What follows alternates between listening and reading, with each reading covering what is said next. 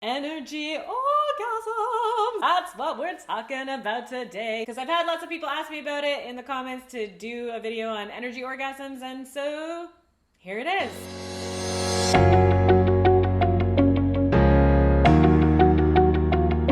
Hello everyone, my name is Kendra. I am a somatic sex educator and counselor here at ESC, and today we're talking about how you can have an energy orgasm, or one of the ways that you can have an energy orgasm. So when I say energy orgasm, basically it is an orgasm without physical stimulation. So this is not one where you are touching any part of your genitals, or your partner is not touching any part of your genitals or your body. It is a orgasm that is created mostly through breath, mindfulness, and awareness, and moving your sexual energy. So when I say sexual energy, all I really mean is that feeling of turn on. So I know it's very like this, like hippy dippy, like woo woo, kind of like, oh, sexual energy, it's all around us. It is all around us. We all have sexual energy in our body. We can all cultivate and generate and harvest our own sexual energy. It is just that feeling of turn on down, usually felt in your pelvic floor. And the idea behind an energy orgasm is to take that feeling and to move it through your body so that you experience the feeling of orgasm and turn on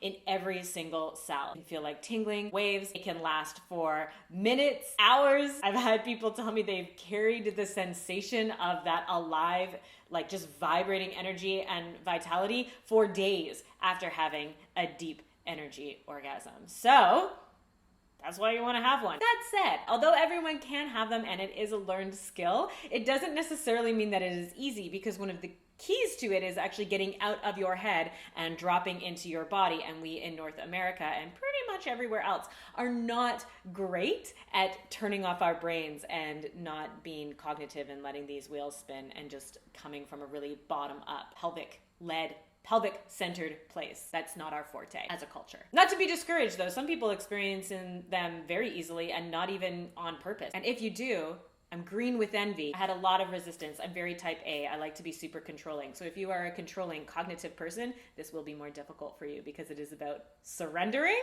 and letting go of control. Anyways, here is the basic premise. The big three things to keep in mind. 1, breath work. Could you guess that one? I always say breath. It is about breathing really, really deeply into your pelvis. Breathing and imagining that breath just like stoking a fire, the fires of your arousal deep in your pelvic bowl. Once you've generated a lot of arousal, you start by generating it in the pelvis, and then once it's nice and steamy down there, you use your breath to imagine sucking it up the back of your spine, bringing that energy up the back of your spine and down the front of your body, like you're taking it and actually pulling it through your body with your breath. Number 2, sounding. Sometimes just making orgasmic sounds is crazy arousing, and it also helps to release stuck energy and emotion within our body. So not only does it open up pathways for that sexual energy to flow through us, it also just turns us on. Just hearing sexy noises, it's like, damn, I sound so hot right now. Please make noise. It's great. And number 3, gentle pelvic movement. I would recommend doing it lying down on the floor, and so usually I lie with my knees bent up toward the ceiling, feet flat, and it's just tipping the pelvis forward and back. And as you tip forward and arch the back a little bit, that's like inhale it up, exhale it down, inhale it up, exhale it down. And as you do that, I should have said 4 things. So the 4th thing then is going to be a gentle pelvic floor squeeze. So you're squeezing the muscles of the pelvic floor up and in on each inhale, like you are pumping and breathing, sipping and sucking that energy up through your body, and then exhaling it down the front and breathing it up through your back and down your front. Breathe, sound, pelvic movement, pelvic floor contractions. If you do want stronger pelvic floor muscles to make your chances of having an energy orgasm that much greater, you can go to our website and check it out, eatsquatcom.com. We have a course called Vagina Warrior, which is all about developing more pelvic floor strength and the awareness that you really need in your pelvic bowl to help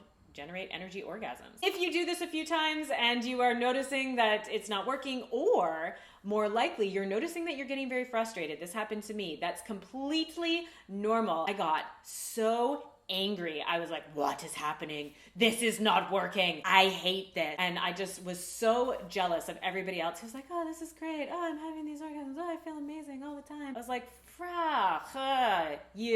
that sucks for me. And then I finally had a mentor who said, Kendra, when you start to get frustrated, what do you do? I said, I stop, and then I just go get myself off clitorally because I know that works. And he said, what would it be like to just lean into that frustration, to sound angry, to make angry noises, to growl, to kick, to scream, to throw a little temper tantrum, and keep going and keep breathing as you get angry. And so I did it, and it was lovely because there was just so much anger pent up in my system that was blocking my ability to really lean into that arousal and that sensation. So whatever comes up for you, tears, laughter, anger, frustration, fear, anything, let it out and get it out of the way because your body wants a clear path for that energy to flow through you. I hope this was helpful. I know it sounds simple, it's not. Good luck with your energy orgasms. Be patient, and until next time, eat, squat, and count.